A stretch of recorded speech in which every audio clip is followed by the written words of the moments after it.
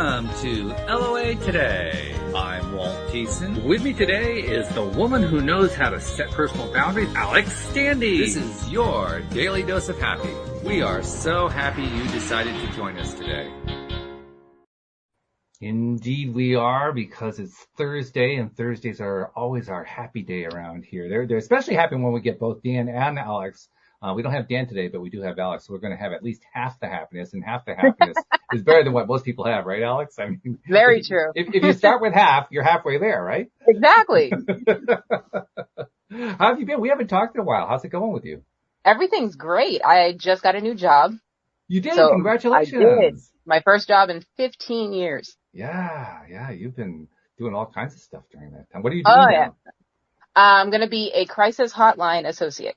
Oh, wow. Mm-hmm. Wow. I can't say I'm surprised, considering all that we've talked about on the show. It definitely fits. Like, it's weird because it's like 15 years ago, I was on the other side of the phone. You know what I mean? So. Yeah. Well, isn't that the way it usually works, though? I mean, full circle. The best therapists, the best coaches are the ones who've been there.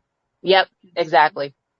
Exactly. They can identify with what it is that the client is going through. Right. And it especially works really well when you run into the client that, doesn't believe that you'd have any idea what they're talking about. And then you tell them the same story that you went through, and like, oh my God, you really do understand what this is about. Exactly. Yeah. It's like, been there, bro. I feel you. Absolutely. Good for you. That's great. I can see you doing well, especially we know how humorous you are too. I can see you bringing your humor to the game plan there.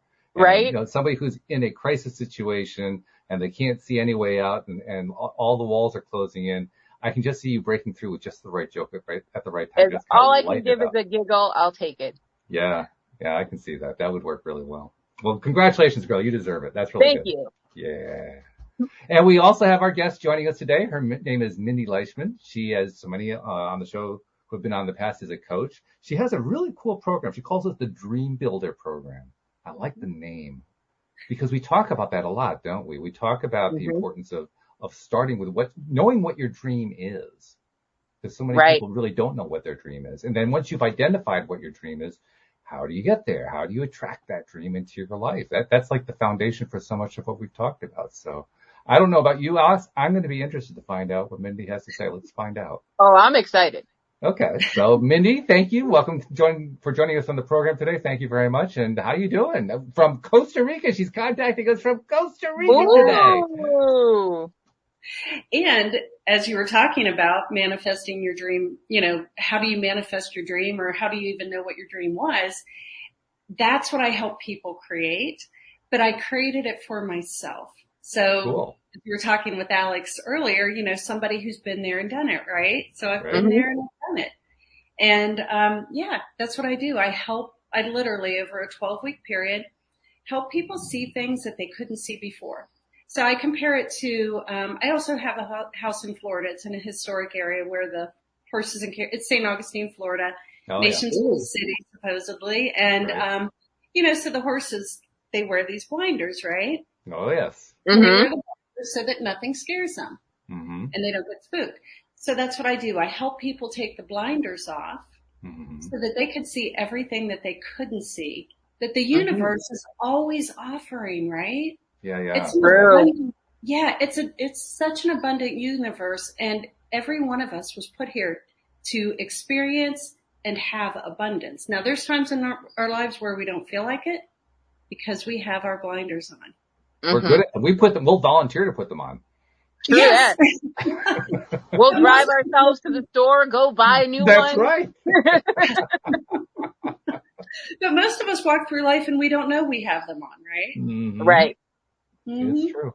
Yeah, we were talking too before we got started here. You made mention to something I didn't really follow up on, but I'm going to touch on it now. You said you manifested your house in Costa Rica.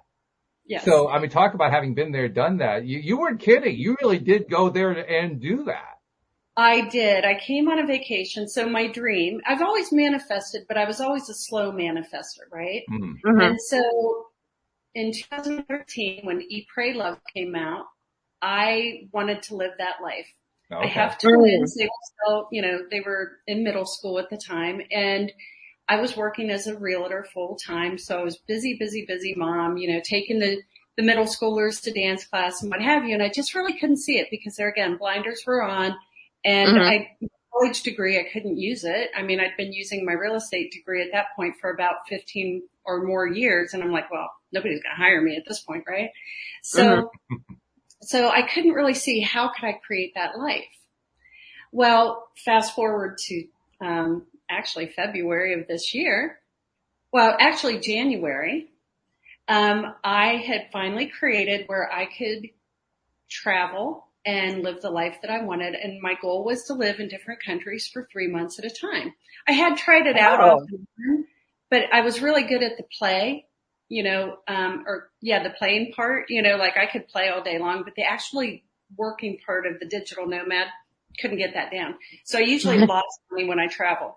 And, so in January, I actually came for 3 months and I don't know, something happened. The magic of Costa Rica, when the plane landed, I was just like, wow, this place is really amazing, right? It's beautiful. And we fell into the local expat community very quickly, fit in really well, met some of the locals. We fit in with the locals and I don't even speak Spanish. I'm learning, but we have so many friends and all of a sudden this house, like it was, the people were telling us, oh, you have to go look at their house. Oh, no. We didn't come to buy a house. No. Right. Well, sometimes the universe has to knock a few times before you'll answer the door. Yeah. Right. But the person was very persistent and finally it's like, okay, we'll go look at the house. Right. Came to look at the house. It was absolutely my dream come true. Beautiful lake straight down or beautiful view straight down the lake at, the volcano Arenal, which is about 25 miles down the lake. So I've got these amazing views. I've got rainforest on one side. I'm an introvert, so I'm surrounded by toucans and monkeys and cows. Oh, man. So I know it's not everybody's cup of tea. That's my cup of tea. I would love to live near monkeys. Yeah. That's cool. Yes. So that's how I manifested the house. I came on a vacation. I love that. I love that you manifested it in a way where you weren't specifically saying, I need to manifest a house in Costa Rica. Right. You were open to what the universe was presenting to you. Yes. Yeah. This or something better. It's always this or something better, right? So I wanted to travel and I was going to go to Europe after this, but I avoided a heat wave. I got to hang out in Costa Rica. So, yeah. That's true. Absolutely. With a consistent 75 degree temperature. So I'm like, and man. If I'm correct, I think I'm correct about this. There's a sizable U.S. expat community in Costa Rica. I mean, we're not talking just a few people. There are a lot of Americans living in Costa Rica. Yeah, and just very fun, casual, easygoing, like no stress. It's just amazing. Like I'm out of that hustle and bustle, right? I'm out of that hamster wheel. And so I had on my vision board for a year a yoga deck in Costa Rica. Did you really? Yeah, and the first place I went to do yoga in Costa Rica, literally a few days after I got here, was a deck. I don't know if it was the same one, but it certainly looked just like that deck. I can walk to yoga from my house. Nice. Oh, wow. That is beautiful. That is a great manifestation story. Yes. And I love how you just let it happen. I mean, certainly there's nothing wrong with wanting to specifically manifest a particular house or a particular job or a particular mate or whatever. There's nothing wrong with that at all. But it's so much more powerful when you leave more general. I'm open to great things happening. Because that's kind of, I mean, you certainly had you said it yourself. You had no plans of looking for a house when you went to Costa Rica. Right. But you were open. But I wanted an easier life. I wanted a casual life. I didn't want I wanted out of the heat of Florida. I was, 20-something there and I loved it. But now that I'm older, I didn't love it so much anymore. Right. Right. And I wanted out of that hustle and bustle. I just felt like I was in the wrong place. Right. And that was my soul telling me you are in the wrong place. But guess what? And there's a lot of hustle and bustle in Florida too. I mean, it's not like Yeah, Florida it's very is busy. the backwoods now. This is like, it's one great big metropolis almost. Yeah. Yeah. And what you were just saying too about, when you're less specific. So this is one of the things that I coach my clients on.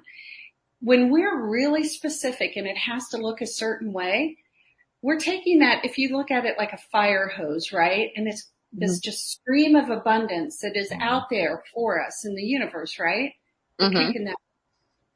We're putting a kink in it. Yeah. When we get less specific and we know the feelings that we want to have living that life, remember Neville Goddard, the feeling is the secret, right? That's right. Feeling is the secret. Yeah. So that's how you manifest. You get in the feeling. That's where the power comes from. Is the feeling doesn't actually do anything specifically itself. It gives power to the ideas that you already have in mind. It's the combination that really does the trick. Right. But it's like the fuel for the fire. Yeah. Yeah. And one of the things that I talk about in my program is, you've seen the Abraham Hicks scale of emotions, right? Oh yeah, the emotional scale. Right? And so I compare it to like playing on the wrong side of the playground. So when we're constantly on this roller coaster of emotions, we got triggered by the traffic, we got triggered by our partner, we got triggered by a coworker, whatever it is, and we're constantly on this roll of emotions, we're dipping down into the wrong side of the playground. And how long do you want to stay on that wrong side of the playground, right? Right. But when you get rid of all the triggers, when you take control of your thoughts, guess what? You can stay on the right side of the playground and that person can cut you off. Your partner could still be your partner doing whatever it is that triggers you, your coworkers. But now you've built this bubble of energy around you. You don't go to that side of the playground. Mm-hmm. Yeah. Very essentially what you're really doing there is, I mean, it's not like the triggers went away. It's just that they're not triggering you anymore. They're still there. They're still doing what they do. It's just that you aren't bothered by it. Like, oh, there's another trigger. How interesting. And that's the extent of the whole experience. Whereas before it was like, oh my God, I can't believe he did a different experience. Totally different experience. Mm-hmm. And leads to totally different results. Exactly. Yeah.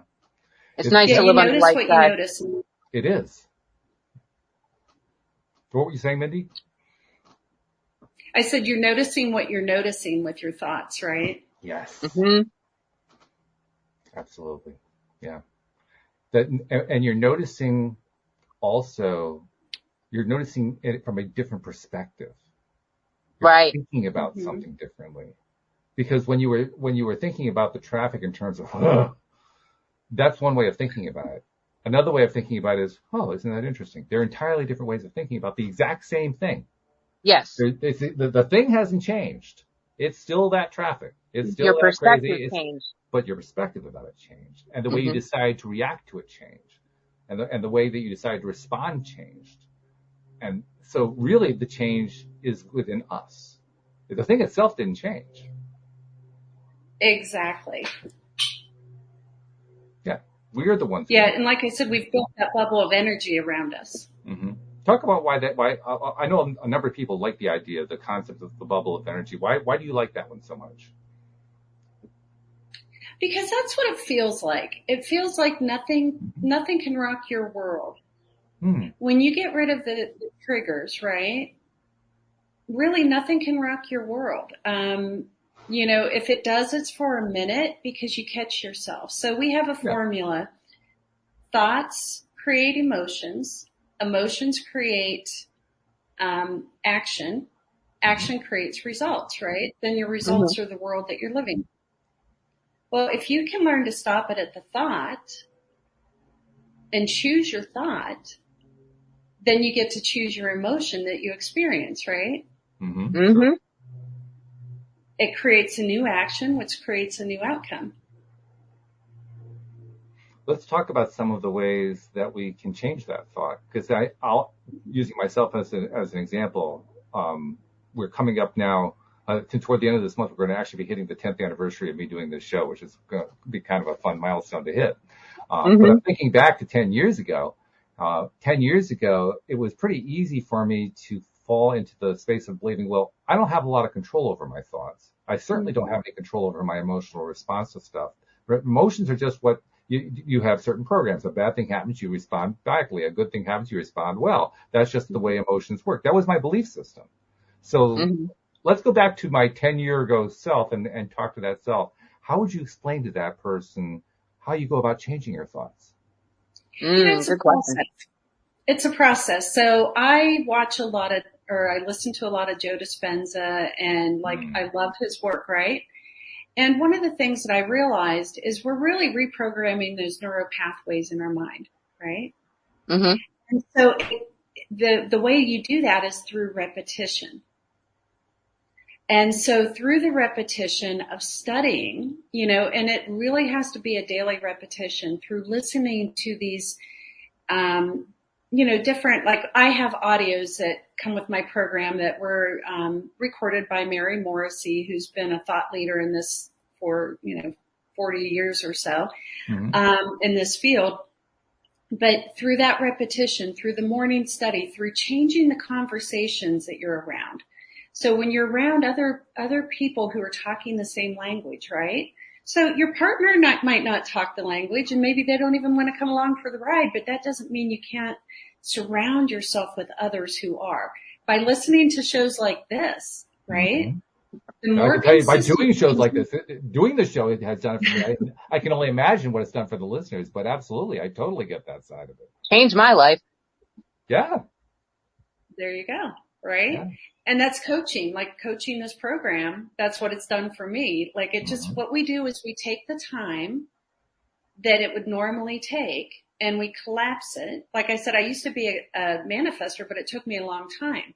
Yeah. I was doing, personal development work here and there, going to this one and that one, but then I'd go home and I'd be me again, right? No matter where I went, I was there, right? It was just like this thing. Well, it was annoying thing. Everywhere I go, there I am. I mean, what is this? Come on. Can't get away from I followed me from my bank account to my career to my relationships, right? It was like everywhere.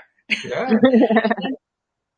Yeah. And so, when I found this work, that's when I really understood it's just reprogramming the neuro pathways. It's so simple. It's not overnight.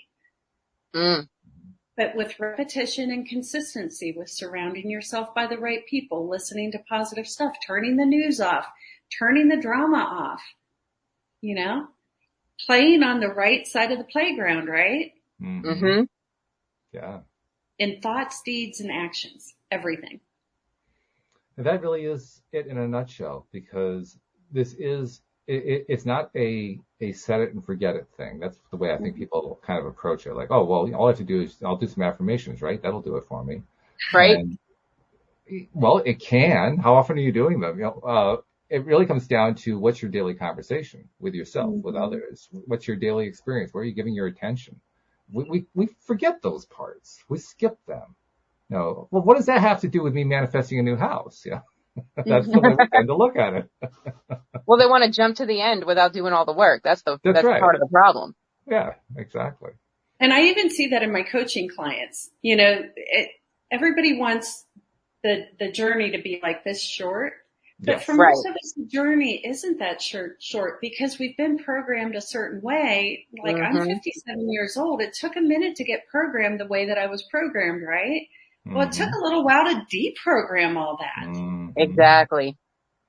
Yeah. Some of us, it takes years. It can be different with every person. But you mentioned the journey part. I remember the first time that somebody said to me, appreciate the journey. I said, you got to be kidding me. This part isn't the fun part. I want to get to the fun part. Patience is a virtue. Yes. Well, it's funny. We just, one of my groups, like I said, it's a 12-week program, and this one just happened to be all ladies, although I coach men and women, but, they had just finished up their 12-week program, had amazing results.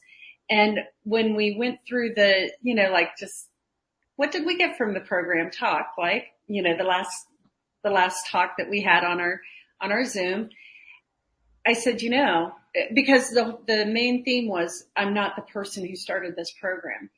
And I said, I really believe we've all been hoodwinked into believing that it's reaching our goal. It's not reaching our goal. It's who we become on the way to the goal. Yeah, absolutely. That's really it. And not just who we become, but also what life do we choose to live while we're trying to get to the goal? Right. Mm-hmm. You may not have control yet over all your circumstances, but you do have control over how are you going to live right now with what you do have. Exactly. How do you choose what you have powerfully and be grateful for what you do have? Because if you can't be grateful for what you have, there's never going to be enough that will make you grateful. Yeah, it's not Do possible, that. really. Mm-hmm. And why would the universe give you more if you don't even want what you have? And you know, you might be driving an old beater car or maybe living in a house that you're not in love with or whatever it might be. But if you at least love the fact that you have a bed to sleep in, you love the fact that you have a roof over your head, you love the fact that you have transportation, even if it's a bus, you know, if you love the fact that you've got food and water and air to breathe and you're just grateful and you live in that, you know, it comes. It's being patient. Exactly. To your point about how are you going to be grateful if you can't be grateful now? Mm-hmm. The way I think about it is the universe's answer is always yes. So if your request right now includes the idea that I don't really feel grateful for where I am right now, the universe is going to say, great, here's some more stuff for you to not be grateful about. Right. That's exactly what happens right there. That's it. So the answer is always yes. The question is, what was the question? What were you asking for? And what were you asking for most consistently? You know, Well, not what did you ask for when you were writing your journal or putting up your vision board? What were you also asking for as you were going to the bank and then going to your job and dealing with your spouse and dealing with the kids and the neighbor who spilled something on your sidewalk? How were you interacting in those situations? Not just what did you put on your vision board. The vision board, great, yeah, but are you going to work on your vision board all day long? I don't think so. So what are you doing the rest of the day? Exactly. Who are you being? Like, who are you being today that can live that life tomorrow, right? And you have to be that person today that's living that life. So if you've got a vision that you want to be a millionaire, you know, start behaving like that now. Start behaving like somebody who tithes. You know, you give 10% of everything you make. I don't care if it's $20, give 2. You know, be that person today.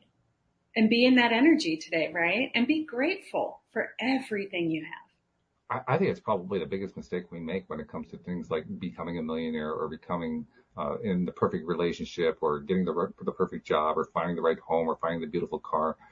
We don't take the time to ask ourselves, what is that person really like? Well, he's a millionaire. Yeah, okay. But what else is he? Right. Right? Because you got to fill that part in too. If you don't fill that part in, you're limiting yourself to this one little thin layer, and you're hoping that the rest of it will just kind of make itself up. But you're the creator. You're the one who has to make it up. Spot on. You are the creator, right? Yeah. You know, the main question that we ask in this program is, what would I love? So in any circumstance, what would I love? Even if it's a bad circumstance, I always use the analogy. Let's say that you get rear-ended during a traffic accident. You know, somebody rear-ends you at a stoplight.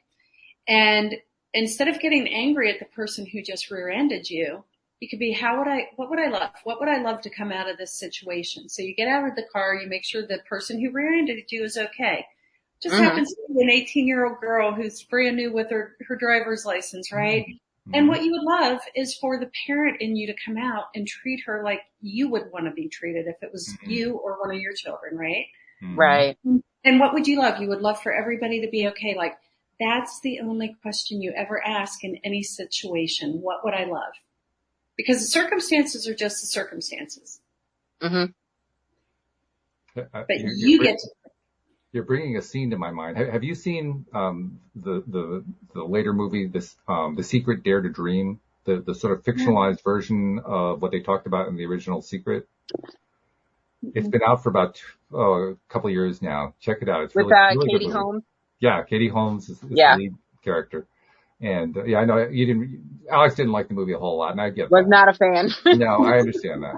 But they had a really good scene that illustrates exactly what you're talking about, because she encounters the guy who becomes like the teacher of The Secret in the movie. and also later becomes her love interest. And the way she encounters him is she runs into the back of his truck. Mhm. Yep. So literally what you were just talking about, literally that. Wow. Yeah. And Yeah, and and what comes out of it is he ends up saying, well, not a whole lot of damage to my truck. Looks like you got the brunt of it. How about if I help you get your bumper reattached? Now that's Mhm. not the normal reaction of somebody who just got hit in a traffic accident. Right. But that was the reaction he chose to bring to the situation. and that's it. When you have that thought, remember, when we learn to control the thought and just ask the question, what would I love? Then we get to change the emotions and we get to change the action, which changes the outcome, which changes the circumstances. Yes. Mhm. And like I said, you don't know. It could be the love of your life, you know? Which And would doesn't you want make that sense. person saying you act crazy? Yeah, that's a great question. That's a really great question. What I know Alex wasn't a fan, so I won't ask her to go into this. But I'll tell you, one of the reasons I liked the movie so much was because I liked the way the male character, who is the one who kind of teaches everybody how this stuff works, I love the way he basically finds ways to keep serving. And every time Mhm. he finds a way to serve, he gets drawn into her family Mhm. in ways that nobody really expected. And everybody's asking, well, where did he come from? You know, and there's like all the suspicion about him and so forth. Right. And all he was just trying to do is just help people. That was it. But it does lead to him literally becoming part of the family. So that Mhm. by the end of the movie, he and she, they're pairing up as a couple, and then you can tell it's going to be a happy ever after kind of situation. Mhm. How did they get there? Just because he was there to help people. Right. Wow. That was it. And when you make that your mission to serve, you can't go wrong if you're just here to serve, right? Like your show, you're here to serve. Mm-hmm. True. I literally, just before we started doing the show today, I was on a call with somebody. I'd been referred by somebody who'd been a guest to this program. It was about how you can turn your show into something that's a very successful business and so forth. And I was really skeptical about it because I love doing the show. I really didn't want to spoil it by turning it into a business. I know other people do. Other people do podcasts. They tie it to a coaching business or whatever. They make lots of money doing that. It's great. I love that for them. I didn't want to do that because I just get so much out of just doing the show itself. Mhm. So, but I did the call with him just to find out what he had to offer. And you know, they had an interesting program. It's a definite high ticket program. It's not really one I wanted to be part of. And I told him fine. I was just upfront about why that was, but I appreciated what he was doing. But I really just wanted to keep the purity of enjoying to do the show. And he ended up offering me something that he wasn't planning to offer me. He offered me a way that I could just refer business to him without joining their program at all, and I could get referral fees out of it. Like, oh, Nice. okay. Well, sure, yeah, I could do that. Mhm. Well, threaten me with a good time. Yeah, right, exactly. So, I mean, you never know what's going to happen when you pursue the goal of just trying to be helpful to people. You have to just kind of be open to, well, someone's going to come. I don't know what. We'll find out. That's the journey part. That's the other thing, right? Be curious. Yeah. Be curious. The universe is handing us opportunities all the time. Like if we took those blinders off for just 10 minutes and realized how many opportunities come at us every single day. Yeah. And most of us are going, oh no, I'm going to have to get out of my comfort zone. No, I'm going to have to get on camera. No, I'm going to have to speak to humans. No. or even more precisely, I'm too busy dealing with this terrible situation. I mean, I can't be bothered with that right now. Yes. Right. Yeah, so we're, you know, the universe wants us to be abundant, but we're saying no. Mm-hmm. Mhm. And we've all heard the story of the flood and the boat coming to the house to pick the guy up, right? That's what we do every day in our life. I sent you a boat, a radio report, and a helicopter. What are you doing here?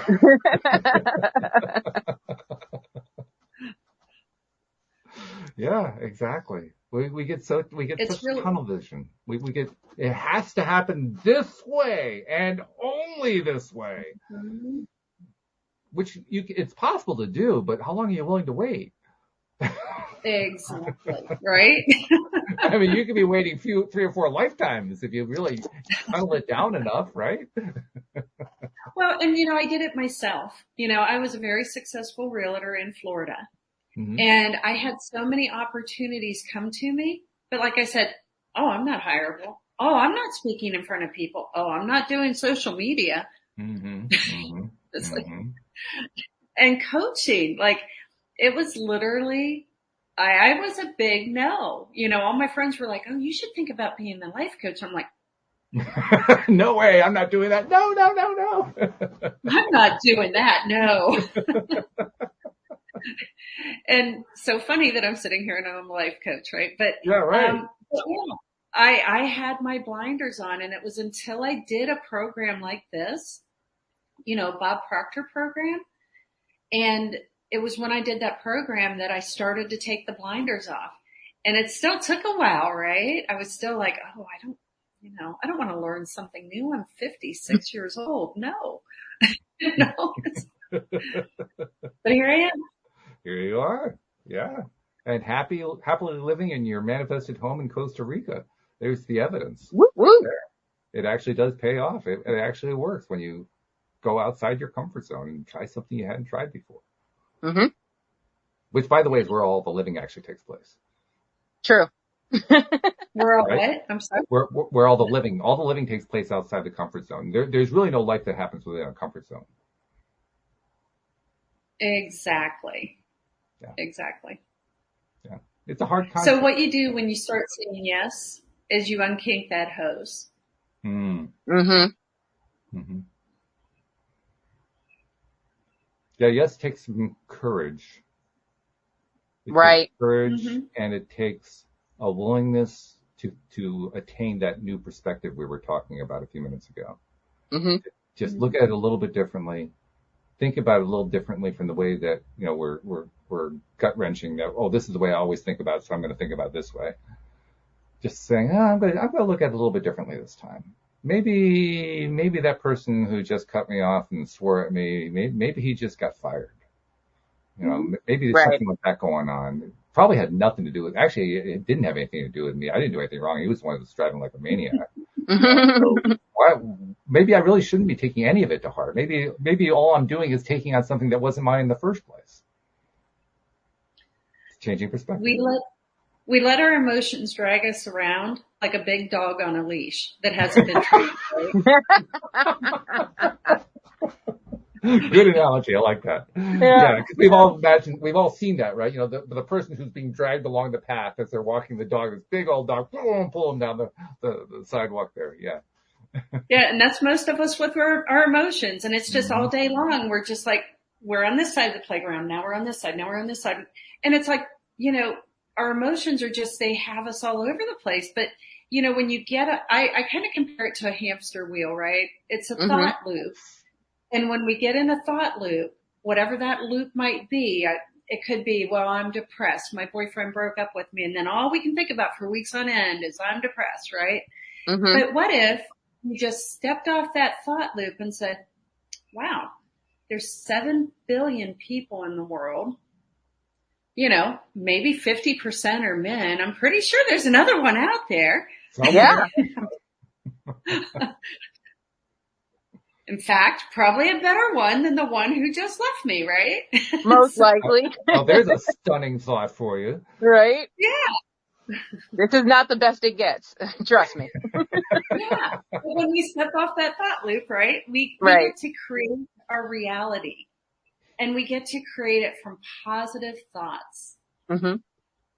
We get to create it from infinite abundance. We are spiritual beings having a physical experience, right? So why are we not creating from the infinite? Why are we creating from this 3D world that we're walking around in when we have all of that to create from? I mean, look at the background that Walt has. We have all of that to create from. Yeah. True. The universe. It's true. I'm just thinking about one of the common types of themes you see. I'll actually be happy to hear I have not been on social media very much. I've been actually. I know. I've been posting. You haven't been commenting. I'm feeling a little neglected. Well, That's what text messages are for between friends, just to let True you know. that. True that. You do text me, okay. Yeah, I always get back to you. You know I Yep, will. that's true. You're right. But it's true. I have not been on social media a lot lately. However, on those times where I have been there, I'll drop in on a Facebook group of various kinds just to see what's going on out there. And, you'll see lots of posts depending on what kind of group you're in from, like, young women who are looking for their soulmate or their twin flame or something like that. It's got to be this one kind of person. It has to be, it's only just this one kind of person. That's it. There's nobody else out there who can possibly match that. And I think to myself, do you know how many men there are in the world? Like, are you aware of this? I honestly don't think they are. Because they really think there's just one, right? Right. There's only one. It can only be one possible person. That's it. That's the way they think about it. Right. So to Mindy's point from a moment ago, they can't imagine the possibility that there's more than just that one soulmate who's perfect for me. Mm-hmm. And I think, really? Wow. Mm-hmm. What a mindset to be in. Yeah, it's closed off and sad. Yeah, it is. And that's just one kind of person dealing with one kind of issue, but that's one of the ones that came to my mind. Somebody who just gets so locked in. I gotta find my soulmate. What? There's only one? Really? Yeah. Out of the 7 billion people on the planet, right? It's just gotta be that one. Could it be the thing is, I've walked in. What's that? I've walked in those shoes, right? I've done it. I've been there. I've been that person. Like, me too. Mate, But then your mind gets blown when you find out that soulmates aren't just your life partners. They're also friends and family and lots of different types of soulmates. So it's like, what are you really looking for? Because you're asking the universe, and the universe is sending them to you, just not in the frame or the time that you're looking for. Be patient. Right. Be patient and open. Yeah, that's one of the most fascinating things to me. The universe doesn't just answer a request once. Yeah. It answers it over and over every time. And over again until you finally decide. Mm-hmm. I'll take this one, Right. But until you do that, it'll just keep sending you options. Here's another one. Here's another one. Yeah. Here's another one. Here's another one. And each time, and you go through that for a while, and the person says, I never meet anybody. Say what? Well, the definition of insanity, right? Doing the same thing. Same thing over and over. Yeah. Expecting a different result. Yes. Yeah. Yeah. Oh, I feel sorry for people sometimes. And then I also remind myself, you know what? That's their path. That's what they're on. They've chosen it. It's not like that it just kind of was forced down their throats. They're picking that one. And there must be a reason. There's something that at some soul level, they're figuring this is what I need to do. Mm-hmm. So they do. Mm-hmm. And it's not up to me to know what it is. Nope, not your monkey, not your show. As much as I desperately want to know, it's still not to me. But see, that's why I do what I do. I felt like I found the Wizard of Oz when I found this work. Mm-hmm. Like all of a sudden I woke up and I was in this new world where everything was easy, right? Even my emotions, it's like, wow, like nothing can bump me off my happiness, right? I'm just happy all the time. Yeah. And I realized, other people need this. They don't know how to get off of that hamster wheel, right? Right. In fact, they'll probably complain about the hamster wheel long before they'll actually consider stepping off of it. Mm-hmm. Oh, yeah. Because we're used to it, right? Right. It's the comfort zone. It's very uncomfortable in the comfort zone, but we stay there. Yes. I actually don't like the term comfort zone. I've said this many times before. I think we should call it the familiar zone.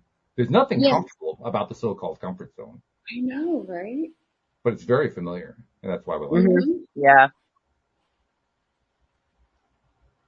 So why do we call it a comfort zone? When I was in my comfort zone, I was pretty comfortable. I was laying in bed, watching TV. I was very comfortable. You really want me to go after that one? I can. Are you sure? I'm gonna let it slide. Okay, all right.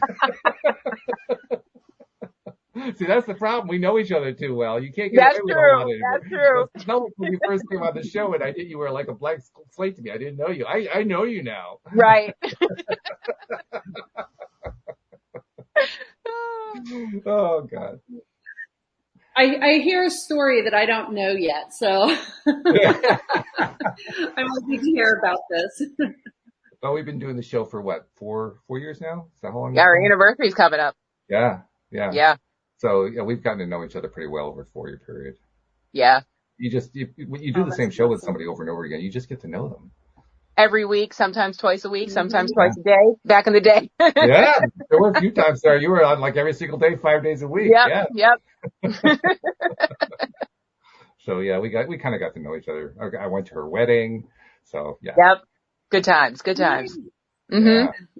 Yeah. Oh, tell Mindy about, how you and hubby met. Serendipitously, let me tell you.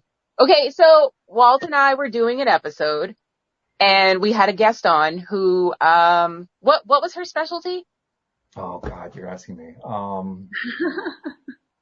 I don't know. She was some sort of relationship expert, but anyway, Yeah. she, I think she was a life coach essentially, but I can't remember exactly this way. Yeah. but she ended up getting tapped to help create Facebook dating. Right.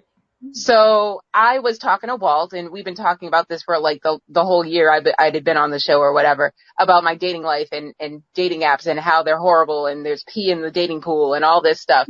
And so I was complaining, and she was like, well, check out Facebook dating. I was like, nope, I'm done. And she's like, no, just check it out. Okay. So it launched. It launched like a week later. I signed up. I checked it out. I swiped right. He swiped right, and he never went home. Oh, that's so cool. Yeah.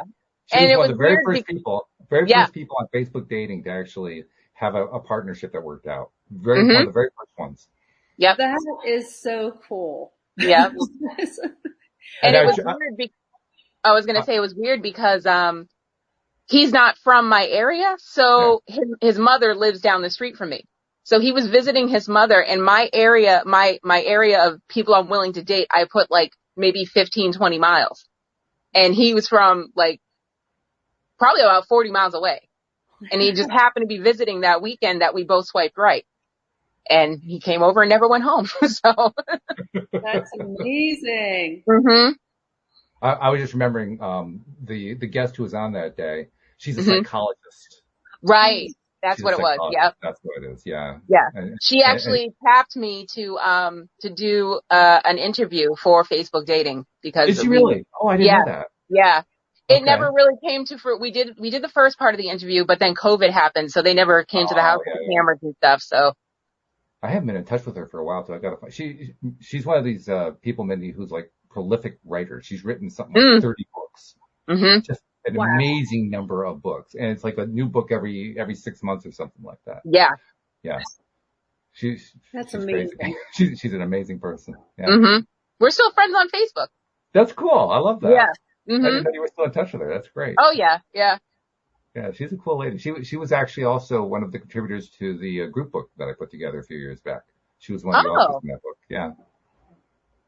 Cool. So, I did not know that. Yeah. So good times. But there's a great story there that really illustrates, because you were in a mindset, kind of like what we were talking about before, right? Mm-hmm. You were on that hamster wheel that Mindy was talking about. Yep. You believed there was nothing that you could do within the world of online dating to change the situation. And you basically, it's like you took a gentle kick to the head before you finally said you'd give it a shot. Yeah. But also it was me, because in my bio, I was putting, I don't want men who smoke. I don't want this. If you don't like dogs, da da da da da. You know what I mean? Like I was putting all the things I didn't want. So when I had my Facebook dating profile, I switched it up and I put what I did want. And that was the difference. Yeah, that's a huge difference. Mm-hmm. Yeah, we talked about that before. Well, and you said yes. When the universe sent the messenger, you said yes. Exactly. And we never know where that message is coming from, right? Oh, exactly. Yeah. But that leads to the question, why do you think you answered yes that time? Because you've been saying no all this time. I don't know. I was just like, I'm just going to give it one more shot. What could it hurt? Okay. She talked a good game. I believed her, and it worked. She does talk a good game. She knows Yeah, her stuff. she had me all hyped up. I was like, okay, all right. Well, with 30 books out, I think she has the right to talk a good game, right? So Oh yeah. I think I'd listen to her too. So if there's anybody I'm going to listen to, it's going to be her. mm-hmm. Yeah, she has it all together. She's really cool. I love her. And now October 22nd is our 1-year wedding anniversary. That's right. Yeah. Happy anniversary coming up. Thank you. Our dating anniversary, we've been together 3 years next week. Wow. Congratulations. Oh yeah. Go ahead. I was going to say we met in September and he proposed by December. Mm. Very cool. Mm-hmm. That's amazing. I haven't asked you in a while. He was planning to open the studio in February or March, and I never asked, how's that worked out? We're still working on it. We're meeting with the town hall to get all the approvals and all that stuff. So it's in the works. So it's been dragging along, but you're still on it. COVID slowed a lot of things down. So yeah, that's true. Well, there's an example of how things don't work quite the way you want them to, but don't they let work. it bother you. Mm-hmm. Because you could easily have gotten knocked off that track. Oh yeah. We were easily just like, we could have been like, you know what? It's not working out. Well, maybe we should move on to something else. But we both decided this is his dream. We should own our own business. It just makes sense. Like if you have talent, why not share it with the world? And if you can make money at it, even better. Mm. But you were mainly persistent, because that's the story that comes up with all the entrepreneurial guests that I have. Mm-hmm. That, they tried something, it failed. They tried something, it failed. They tried something, it really failed. They fell flat on their face. They lost all the money. They went deep into debt. They tried something else and failed, and then they succeeded. Right. Mm-hmm. You just don't give up. That's it. They just kept getting up. It's the breakdown. Yeah, it's the breakdowns before the breakthrough, right? Right. It's going to send us trials. I mean, it's just par for the course. You're going to have trials, right? Mm-hmm. And it's people who are willing to walk through that get rewarded greatly. Mm-hmm. No one who succeeds ever goes without failures. That's true. Very true. Mm-hmm. So it's redefining failure. It is. Mm-hmm. I've had guests actually who told me I don't think about them as failures. I think of them as milestones. Oh, exactly. Yep. In fact, I think of them as badges of honor. As what? Badges of honor.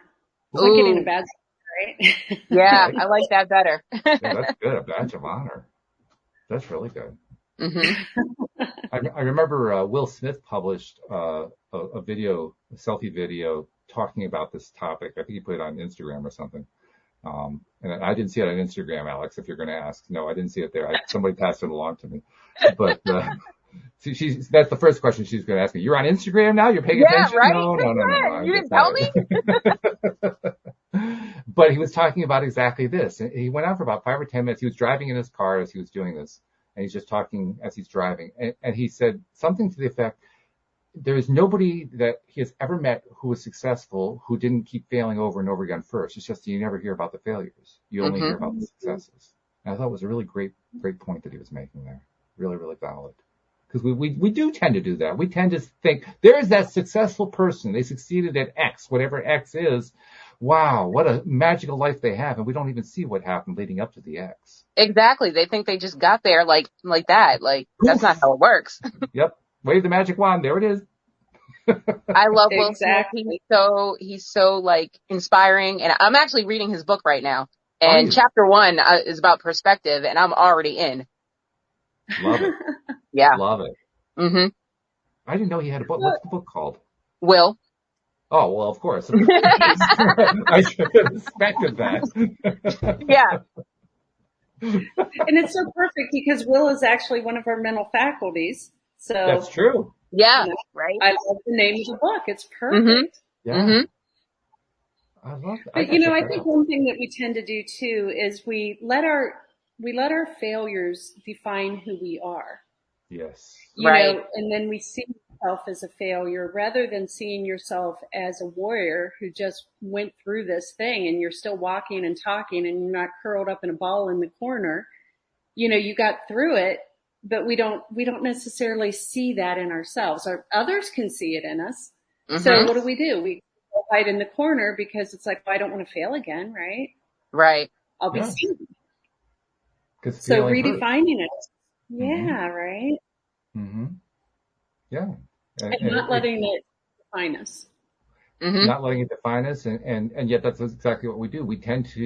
So many of us will tend to treat the failure as if it were an example of a failure of our personhood, Mm-hmm. Yes. when it isn't. It's just that it didn't work, that's all. Right. Thomas Edison and the light bulb, 10,000 tries, right? He was an expert at it. True. He made more mistakes than anybody else that I ever heard of. Yeah, he says that, or he had said that, he didn't make mistakes. He just found 10,000 ways it didn't work. Not to right? invent the light bulb, yeah. Mm. So it could be in the marriage, like maybe you've had 3 marriages that just didn't work. Mm-hmm. But don't let it define your next one, right? Yeah. Don't let the fourth one be a problem. Yeah, exactly. Take your lessons learned and keep it moving. Well, that's just it. Make sure you learn from what happened in the Right. first Yeah. marriages. You don't want to Don't make the repeat same those mistakes. marriages. Yeah. I mean, if you're marrying the same person over and over again, you want to be paying attention to that. That's an important factor to notice. Yeah. Well, I did that for 30 years. I didn't marry them, but I kept going out with the same people over and over and over again until I got the lesson. And then I'm like, you know what? I'm getting off this train. So, No.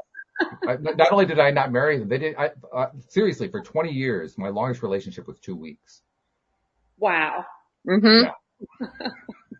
So it was one non-relationship after another non-relationship. There might be commitment issues. Well, in a sense, there were. I finally learned what it was. Yeah. Mm-hmm. And fortunately, I was able to shake it off without learning what it was. That was very fortunate because basically I just quit having relationships. And then a month later, I met my wife. So I had given up on the whole thing. I'd let go of all the trash that went with it, and that allowed her to come into my life. It's always when you're not looking. When you're not looking. But what I learned after the fact was I was actually talking myself out of the relationships, and I didn't know it. Like, what was your wording? Like, what were you telling yourself? It wasn't so much a wording. It was more of a thought feeling, if you will, which was the moment that I saw any woman that I'd never even met before. Maybe I saw her across the room, right? Mm-hmm. And she looked interesting. The first impression that would go through my mind was, well, she'll never be with me. Oh, why? Why would you say that?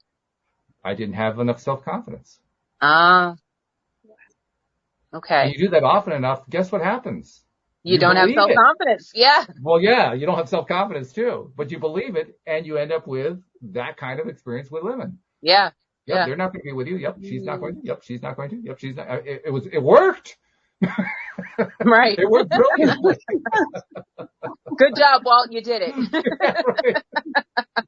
Yes. Congratulations. For 20 years, right? Well, in a sense, it was commitment issues, just not quite the way you meant it. Is all. Mm-hmm. Mm-hmm.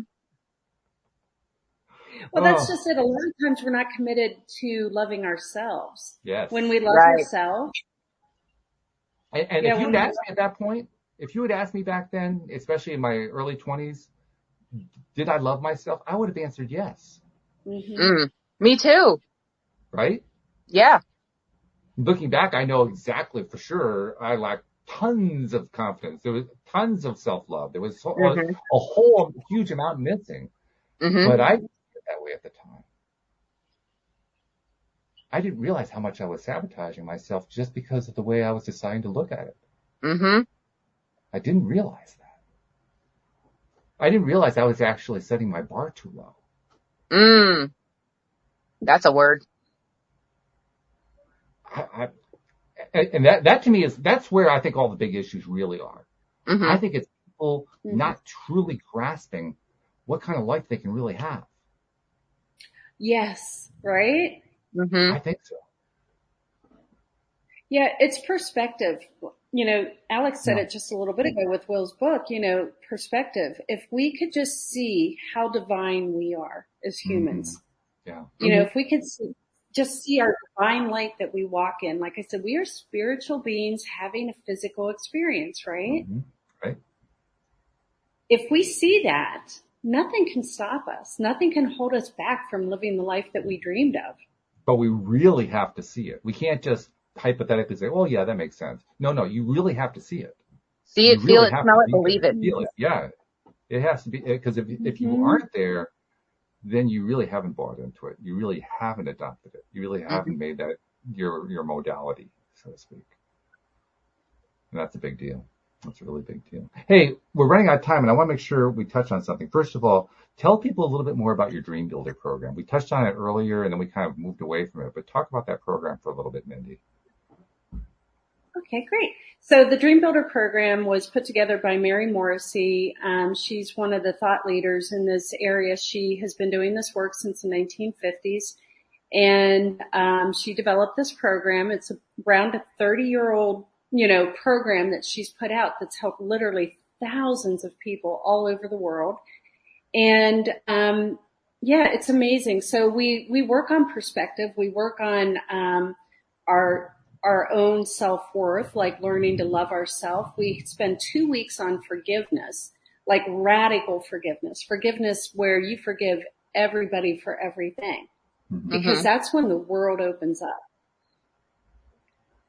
And it's a 12-week program. We meet once a week for coaching. We have once a week question and answer, and then we have a morning study group. So for the entire 90 days, we get together and we study every morning, because it does come with a curriculum and audios and the whole 9 yards. And that's where the juice happens. That's where, remember when I was talking about how we reprogram our neural pathways? Mm-hmm. It happens in that daily, everyday work. Mm-hmm. We become partners in believing in each other. That's why I love the group coaching format. Mm-hmm. The group coaching format allows us to believe in the other person when they can't believe in their self. Mm-hmm. Yeah, and that's kind of it in a nutshell. I have other programs. I have advanced programs on the laws of the universe. I have on programs on Into Your Genius is all about working with your mental faculties. Mm-hmm.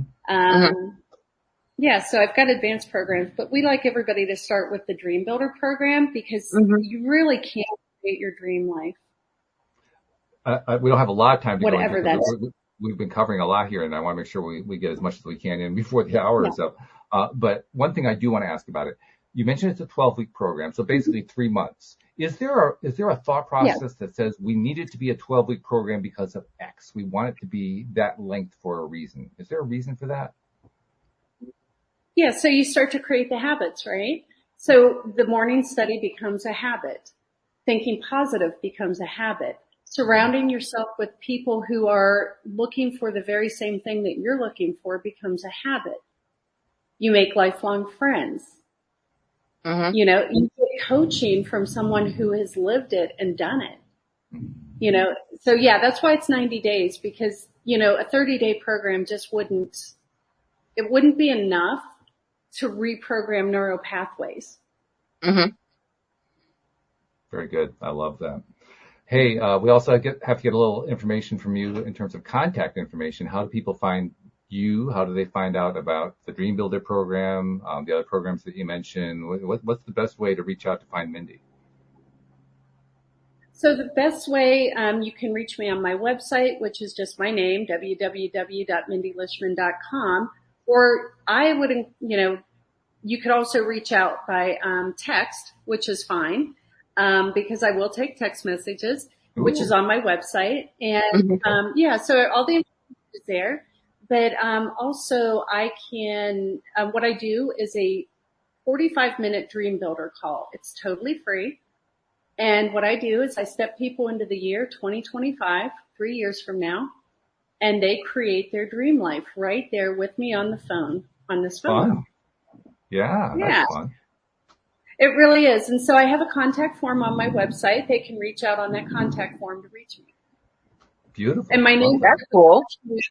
Yeah, my name's difficult to spell. It's not the easiest name. So I can send you the link to my website so that We'll make sure we include the link in the show notes, so that we like to make it easy for listeners whenever we can. So Yes. if somebody wants to take advantage, we'll Link in bio. There you go. That's it. Good Yes, stuff. I'm on LinkedIn, I'm on Facebook, I'm on Instagram. Okay, good. So lots of ways to reach you. All right. Mm-hmm. Very good. Well, thank you so much. By the way, something I want to tell you that I've been making a point to tell people lately because I think it's important, and it's especially true in your case. You, like so many people, do so much reaching out to people, many of whom you'll never see, you'll never meet them. You know, maybe they saw you on this program, maybe they saw something you wrote, they saw you on another podcast, you know, they caught your website, something. They picked up something from you and you helped them in a way that you didn't know about. And on their behalf, I want to thank you for what you do because people don't get enough of that kind of feedback. You need to know that the people you're helping that you've never seen, that you'll never see, that you'll never meet, are grateful to you. So on their behalf, thank you for what you do. Mm-hmm. Thank you so much. Thank you for that acknowledgement, really.